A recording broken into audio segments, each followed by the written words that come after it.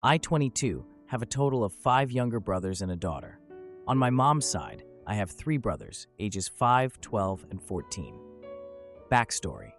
Basically, my mom had my 2 oldest brothers with a man in California, who, I haven't seen him in years, has a few quirks, like he would lie about almost anything and everything. A few examples include appearing in Coca-Cola commercials as a kid, knowing people who work for the government that have seen lizard people, knowing how to levitate just by having a pure, clean diet, and just general conspiracy theories he swore up and down were true. As a 9 to 12-year-old, I would mostly think he was joking, but he would do it to an excess to the point where I genuinely think he did damage to my mental development. Long story short, my mom, after enduring 7 years of him never working a real job, holding her back as a musician, and basically just putting our entire family in harm's way with how he managed the building we lived in, allowing predatory tenants, roach and flea infestation, etc., would lock herself in a room of the building and smoke an ounce of marijuana a day while I took care of my 2 brothers. I would get left at home with them at 12, when the youngest would be 9 months and the oldest would be 3, and it was stressful for me, but I endured it. I have a different father, so I would mostly just spend summers and a few school semesters going back and forth. My dad is the complete opposite of their father, and I lived more than comfortably with him. My mom ended up with a business that did pretty well, but her funds would be getting drained into paying for the building my stepfather mismanaged and her excessive marijuana usage. So she packed all of us up and drove across the country from California to Florida, where we stayed with her mom for a week. She ended up going back to California with my brothers, but I stayed behind because I needed stability. At the time, I was 14, and I hadn't gone to real school for an entire year at that point. My mom just wouldn't enroll me because she was really stressed, she claimed. My relationship with my mom is barely there. Even if I was neglected and forced to watch my brothers and be a mini wife to their dad because she was checked out, I still preferred to be with her over the physical abuse I had to deal with at my father's. She has had a falling out with almost every friend she has ever had. She routinely uses my mental disorders to insult me, and when I worked for her, she splurged the money she was supposed to use to pay me and other employees we were supposed to hire on furnishing her house, and then blames me for the business not thriving. She hates her mom, and it's probably justified, but it's to an excess.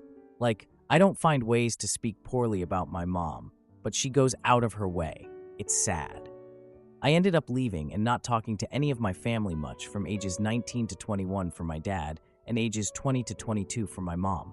After she spent all of her Paycheck Protection Program loan on other things, I quit on the spot because she put me at risk for an eviction. I came back because I got pregnant, and my boyfriend's mom was aggressively trying to get me to abort, and I needed support from both of my parents, so I stayed with my mom while pregnant.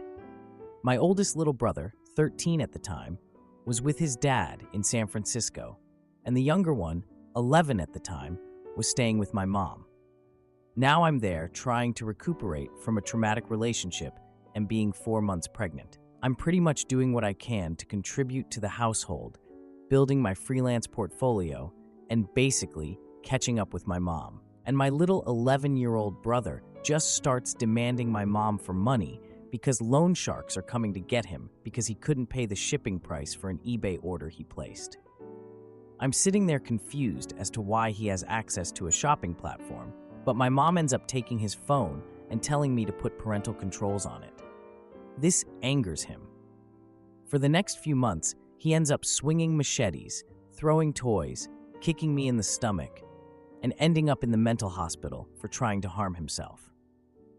In the midst of all of this, my older little brother is getting kicked out by his stepmom for, from what I heard, being a typical, disrespectful, angsty teenager. My mom didn't want him to come back, considering the circumstances, and my mom genuinely believes their father brainwashed the boys into being disrespectful to her. This is an ongoing theme that relates to my older brother, 25, from a different dad, and she refuses to take any of my advice on how to discipline them.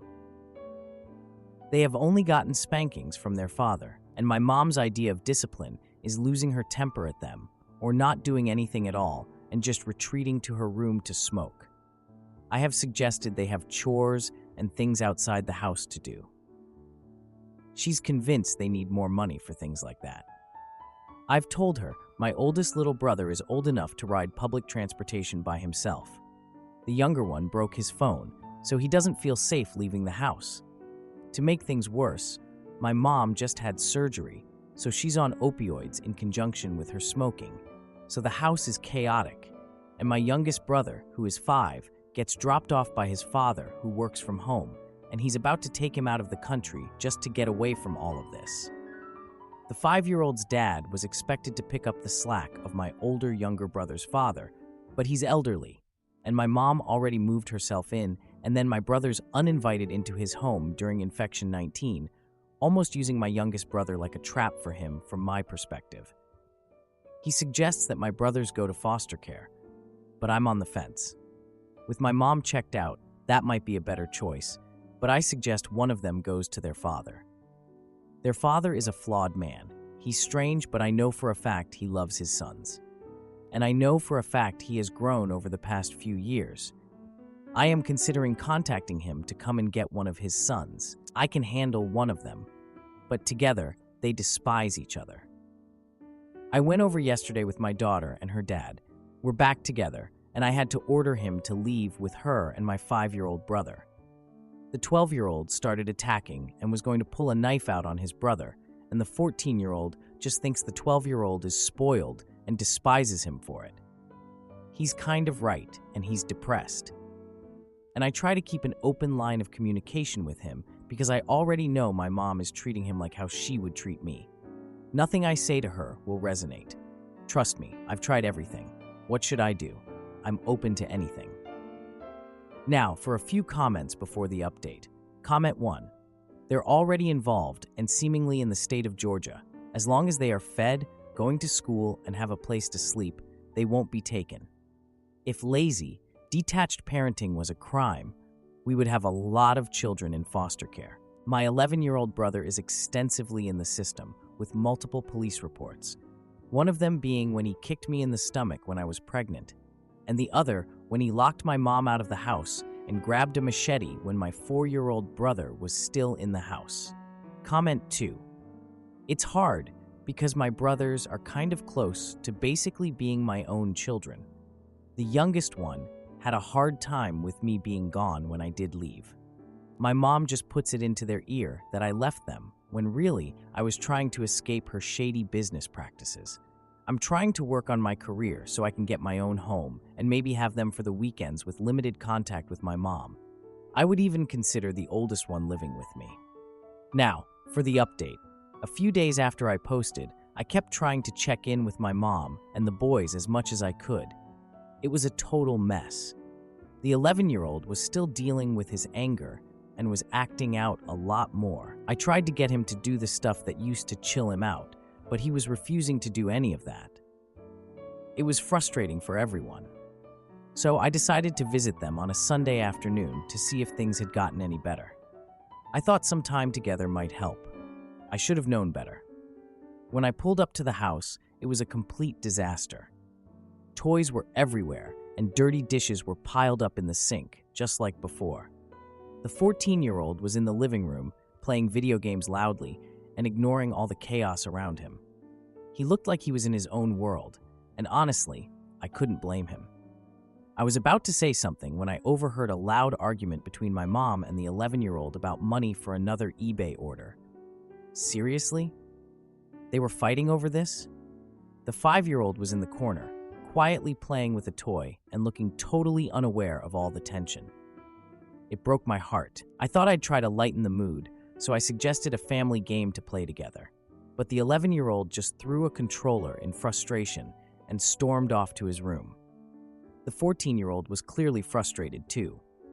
He started venting about how he was always blamed for the family's problems, which I totally agreed with. It's so unfair to put all that on him. But my mom, she refused to admit any responsibility. Just kept insisting that she was doing her best, despite everything. Everything was so chaotic. I could feel it weighing down on all of us. So I decided to take the 5-year-old out for ice cream to give him a break from all that. Just a little escape from the craziness. During our outing, he innocently mentioned that their dad said he would visit soon.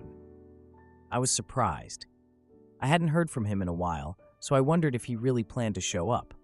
Knowing my dad, it was a total gamble. Later that week, I got a call from my mom saying that the 11-year-old had been suspended from school for fighting. Great, just what we needed. I went over to the house, and the atmosphere was just so heavy. The 11-year-old was sulking in his room, refusing to talk to anyone. The 14-year-old was trying to calm him down, but it was clear he felt overwhelmed with it all. I suggested a family meeting to talk about everything that was going on, but my mom brushed off the idea. The 11-year-old overheard this, and it just made him even angrier, resulting in another outburst. The 5-year-old started crying because of all the yelling, and I just felt like I had to step in. I firmly told my mom that the boys needed stability, and she couldn't do it alone. She finally agreed to think about reaching out to their dad for help. It was about time. I decided to take matters into my own hands and contacted my dad directly. Surprisingly, he said he was willing to help and suggested meeting for coffee to talk about custody arrangements. I set up a meeting at a local diner for the following Saturday, feeling a sense of urgency. I was exhausted, but I needed to do this. At the diner, my dad arrived looking a bit messy but ready to talk. We discussed the possibility of him taking custody of the 11-year-old who really needs more structure in his life. I also mentioned that the 14-year-old was struggling and might benefit from spending time with their dad. My dad agreed to take both boys for weekends to help them adjust. I returned home feeling a bit lighter, thinking this arrangement could work. A few days later, my mom seemed more motivated. She actually started cleaning the house and spending time with the youngest brother. The 11-year-old was initially resistant to the idea of visiting their dad, but he slowly started to accept it. I organized a small family dinner to celebrate the changes, inviting my dad to join us. The evening went surprisingly well. We shared stories and laughed over pizza, and I even caught the 14-year-old smiling for the first time in weeks. There was a noticeable shift in the atmosphere. It felt lighter, like a weight had been lifted. As we wrapped up dinner, the youngest brother asked if we could have another family dinner next week, which made everyone chuckle. I couldn't believe how far we had come in just a few weeks. Things weren't perfect, but they were definitely better. To answer a few questions, the situation has improved significantly. The 14-year-old now visits their dad on weekends, which provides him with some much-needed stability. The 11-year-old is adjusting, although he still has moments of frustration. Their dad has been more involved, and the 5-year-old loves spending time with him. My relationship with my mom is still complicated, but we're working on it. I'm due in a few months, and I'm trying to prepare for the baby and help my family. Aita for confronting my wife and her friend at a restaurant after discovering flirty messages. Aita for confronting my wife and her friend at a romantic restaurant. Recently, I celebrated my 40th birthday. I started my day off with a long bike ride and set a personal best on my time. I came home to a wonderful breakfast and found the home decorated with signs, balloons, and more. My wife bought me a number of expensive gifts. My kids gave me some homemade gifts that were thoughtful. I had asked that we do some fun activities that day, like miniature golf, going to the water park, and watching a favorite movie. We did it all. I was given more gifts from my wife, expensive ones that I don't feel like I want or need. This was the case for every gift I received from my wife, with the exception of one gift I asked for, which was a new bike helmet. I was grateful for that. The rest felt excessive. I also really loved my kids' notes and homemade gifts. At the end of the night, my hope was to be intimate with my wife, to at least cuddle and feel close, but hopefully to have intimacy. Once the kids were in bed, it was clear she wasn't interested by her body language and the way she put some pillows between us. She fell asleep early and did not show any interest. I woke up this morning still hopeful, as she has been intimate with me on past birthdays. That hope soon turned to hurt feelings and confusion, and it was clear no affection would be shown. Later on, when I brought things up briefly by asking, "Are we okay? I appreciate all your efforts to make my birthday special. Is there a reason you didn't want to be close?" She responded that she doesn't appreciate the expectation of intimacy. Intimacy. She regularly uses the word expectations in regard to intimacy. I would describe them more as hopes for connection, closeness, and bonding through intimacy. And yes, I do feel a birthday is a time to express that love, but she dismissed that idea, maybe rightly so, and called it stupid. I'm not sure where to go from here. My wife spent a lot of money on gifts I didn't want or need and didn't show any affection for me sexually, something I was really hoping for. That doesn't take away from the fun decorating, the delicious breakfast, and all of the amazing activities we did as a family. But I feel she went overboard spending on expensive gifts I didn't want or need, and then ignored me in a way that I feel the deepest connection and love through intimacy. How do I reckon with all of this and communicate with my wife about it? To add, I post this for help for myself and in my own communication about this whole situation. I recognize I may be lacking in gratitude and empathy here. I'm just not sure where to go. Overall, I would say our intimacy life and our ability to communicate have been strained for the last 20 years since getting married young, and I'd like us to change that. Now, for a few comments before the update. Comment 1. It sounds very much like you were expecting it. You can word it whatever way you want, but she didn't feel like having intimacy, and it bothered you. Your birthday was celebrated. Intimacy is not a gift. It's a normal part of a relationship. She set up and decorated the house. She made breakfast. She likely cleaned up. She likely had the kids make whatever they gave you. You both went out and had fun. Who made dinner? Who cleaned up? Who put the kids to bed? It sounds like a busy, tiresome day. I honestly would be zapped of energy after that. I'm not sure how your relationship is aside from this one day, but it was busy. Comment 2. It feels like she was indeed trying to make a point, and rather than talk about it, she tried some convoluted setup to show you what was wrong. If she didn't want intimacy, that's absolutely okay, but she could have cuddled, kissed, done other things to have at least some connection instead of icing you out. I agree that couples therapy is long overdue. You two aren't communicating well, and this is likely to continue being a problem if you don't treat it. Now, for the update, I'm still looking for advice on how to deal with my wife's emotional affair. A month has gone by since my birthday, and things have been pretty much the same with my wife. The distance is still there, and I've been trying to connect with her, but she seems to be shutting me out even more. Every time I try to have a conversation, I feel like I'm hitting a wall. She's been spending a lot of time on her phone too, especially late at night, which is really unlike her. One night, I was in the kitchen making a snack, and I heard her laughing at something on her phone. I got curious and asked her who she was talking to. She just brushed me off, saying it was a group chat. I noticed her phone buzzing with messages a lot, but she kept it hidden. Sure, I felt a little frustrated, but I pushed it aside and tried to focus on family stuff. We went to my parents' house for a family barbecue one weekend. My sister-in-law was there, and she mentioned how nice it was to see my wife so happy lately. I found that odd considering how things have been between us. Later that night, I casually asked my wife about the comment.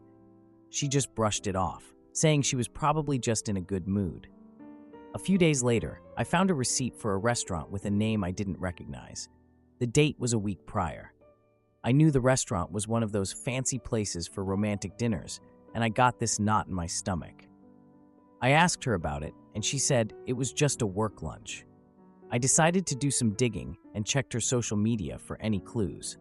Sure enough, I found some pictures of her with a group of friends, and one of them was an old acquaintance of mine. The acquaintance had posted about a girls' night out, including the same restaurant. I felt uneasy and asked my wife if she went out with friends that night. She just gave me a vague response and avoided my eye contact. That's when it really hit me that something was off. I started feeling suspicious about her outings. One weekend, I thought I'd plan a family day to reconnect. We went to a local amusement park, but she seemed distracted the whole time. I caught her texting frequently, even during rides. When we got home, I decided to check her phone while she was in the shower. I found messages from the acquaintance that were flirty and suggestive. Instead of confronting her right there, I decided to plan a little payback. I arranged a surprise business trip to the same city where the acquaintance lived and told my wife it was for work. I packed my bag and left at a time that would keep her in the dark about my true intentions. When I got there, I checked into a hotel close to where they supposedly had their dinner. I spent the evening watching the area, waiting for the right moment to confront them. Finally, I spotted them at the restaurant, laughing and sharing a meal together. I waited until they left the restaurant and casually approached them outside. My wife looked shocked to see me, and the acquaintance struggled to hide her surprise. I just told them I was disappointed and walked away, leaving them speechless as I drove home. I don't know what I'm supposed to do now. Edit. I appreciate the responses and support. Some people suggested I talk to my wife, but I've done that multiple times. She says she loves me and wants to work on things, but her actions say otherwise. Regarding the acquaintance, they were never close, and she always said she couldn't stand him. The reason I didn't confront her right away is because I felt overwhelmed and needed time to process my feelings. I didn't want to make a rash decision without thinking it through. Aita for pushing my boyfriend to commit to our future and getting shut down. Aita for wanting to leave my partner after 4 years because he won't commit to our future. I have been with my partner, 31-year-old male, for 4 years. We are planning to move in together in January 2025. We love each other very much and are great friends. He is also kind, fun, smart, relaxed, and handsome. He tells me I am his number one. He is always there to help me in practical ways. I have always wanted children. I am less fussed about a wedding with all the bells and whistles. I first brought up wanting children when I was 26. I said I wanted us to start trying for a baby before I turned 30. He was vaguely affirmative and said something like, "All in good time," or "We'll cross that bridge when we get to it." I wasn't super worried about it at the time because there wasn't any rush anyway. More recently, I have noticed that I am the only one discussing future plans like starting a family. I have been consistent with my ideal timeline of trying to get pregnant before I turn 30. He has the usual response of, "That sounds good, but there are a few things we need to sort out first. Obviously living together, getting higher paying jobs, etc." He says he wants to spend more time with me and go traveling together. He also has this idea of wanting one of us to be a stay-at-home parent because that is what he had growing up, and he loved it. He knows the current economic landscape will not allow us to do that, however. I agree with this, and I have been hustling to earn more money. I have consistently out-earned him for the last 2 to 3 years. However, on his end, he never seems to line up his actions with his future goals. He is still working a low-paying job with no career progression, and he complains about how he hates it and wants to retrain for something different, but he never actually does it. Personally, I don't care that he is earning less than me, but it's the lack of ambition and initiative that worries me. We are also meant to be traveling to India for a wedding this November. Let me remind you that he is the one who wants to travel. However, he still hasn't sorted out his passport, and I keep reminding him to do it. Another example is that he asked me to move in with him a year or two ago if his housemate moved out. I didn't think much of it and said, "Yes, I will move in if your housemate needs to move out," and he didn't bring it up again. The housemate stuck around, which is fine, so no moving in happened. Then we started talking about him moving in with another friend who lives 5 minutes down the road from me so we could be closer. He has been talking about it for months. Still, no action. When I suggested that he just move in with me and my housemate because we are all friends, I didn't want to break the rental lease. He was a little offended because he wants it to be just the two of us. Basically, he keeps saying we need to do X, Y, and Z before we have a baby, but never actually gets around to doing X, Y, and Z. I feel like I am the one picking up the slack. I spoke to him about having a family again the other night. I told him I felt like I was the only one who ever talked about our future and that it felt like he was kicking the can down the road. I wish I could relate the conversation to you in exact terms, but whenever I talk to him about this stuff and ask clear yes or no questions, I still come away feeling like I know less than I did before.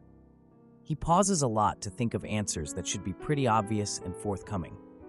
When he does answer, he is incredibly long-winded, vague, and complicated. He says a lot without saying anything at all. One thing I do remember, however, is telling him, "What I'm hearing is that you're not sure of me." His response?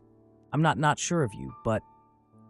I can't remember what he said after that, because my brain was glitching out and I was crying. I also asked him if he actually wanted kids because I felt like he hadn't been forthcoming before. He said that when he was younger, he had assumed that he would never have kids because he felt like a kid himself. But then he started thinking about needing to have adult children to support him when he is old. It is odd to me that in my past 2 to 3 years of talking about starting a family, he has never once mentioned that he was leaning towards not having kids. Anyway, when we have these sorts of conversations where I'm doubting our future, he holds me and tells me, "We're going to be fine and we will survive this together."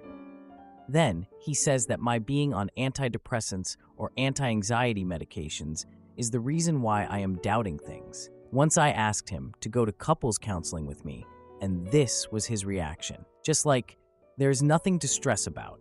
We don't need counseling, so don't worry your pretty little head about it," sort of thing. To be fair, there are also things I can improve on. I am an introverted homebody, so I'm not great at planning stuff or texting and calling throughout the day. He says this bothers him, which I understand and I am trying to improve. He says that sometimes he doesn't know what to expect from me emotionally and he feels like he doesn't know me. For the record, I am never angry or hurtful, nor is he. It's just that sometimes I am tired from my job. I work with complex mental health cases, which can make me teary, anxious, and neurotic. Other times, I am pretty happy. Sometimes I admit I am not always affectionate because I am in a lousy mood about something he has or hasn't done. However, I have always been honest with him about my feelings and intentions. In light of this, I feel like it's unfair of him to act like he doesn't want to commit because I'm Jekyll and Hyde and he doesn't know who I am. I have told him all my cards are on the table. I also don't know what more there is to know about me after 4 years of dating me, besides living together. I keep hearing how a lot of men know they want to marry and have kids with a woman pretty soon after they start dating. Is that true? In light of that, his delays, pauses, and general vagueness are not exactly reassuring to me. However, he really wants to stay together. I'm also afraid that if I leave him, I will miss him too much and regret it. He is one of my dearest friends. I would want to stay friends after a breakup, but I know he wouldn't. Should I stay or go? Now, for a few comments before the update. Comment 1. I think this sounds absolutely awful. He is gaslighting and stringing you along into an unknown future where he holds all the cards and wants to decide everything. But yet, at the same time, he does not do or decide anything. I think you would be better off without him and should find someone else who appreciates you. The most alarming thing was that he said he would not be sure about you. I think you should start there and question him some more about what he meant by this exactly. Don't let yourself be gaslit into thinking you can't make decisions because you are on medication. That man really upset me on so many levels. Comment 2. Well, regardless of his level of commitment, he has literally said the only reason he would consider having children is so he can have someone take care of him when he's old. Children are actual people, real souls, with meaningful lives, not retirement plans. I wouldn't want to have children with someone who was just doing it as insurance. I would want to have children with someone who was as eager about it as I am and would therefore make a loving and dedicated parent. Having children is obviously important to you, but why would you want someone so unenthused about it to be the father? You don't sound compatible. Now, for the update, I went to my partner's family for Thanksgiving. It didn't go well. 1 week after the last convo I had with my partner, he suggested we go to his parents' house for Thanksgiving. He thought it would be a good idea to spend the holiday there, and honestly, I was willing to give it a shot. I thought maybe some family time would help ease some tensions. Spoiler alert, it did not. We get there, and his family was super welcoming, as always. The food was all ready, and we dug in. They asked me a ton about work and life, which was cool and all, but honestly, I was a bit distracted. My partner's family loves talking about future plans at family gatherings. He's a software engineer, and when the family asked him how work was, he said it was going great, and he would be eligible for a promotion soon. Then they started talking about summer plans, going on a ski trip, and how my partner could take time off with his new role. They asked if he was going to take me too, and he said if I wanted to. I'd already been on a ski trip with them years ago, so I really didn't want to do it again. Then, my partner's younger brother announced that he and his girlfriend of 2 years were expecting a baby. The whole family cheered and congratulated them. I was excited for them, but I also felt super nervous. I was holding my partner's hand, and I looked at him. He was just smiling and clapping his hands, just like everyone else.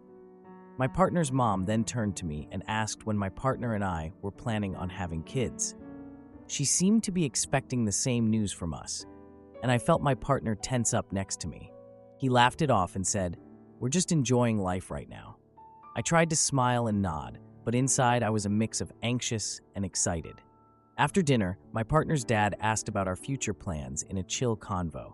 My partner quickly changed the topic and made jokes about travel instead of talking about kids. I could feel the tension, and I could see it on my partner's face.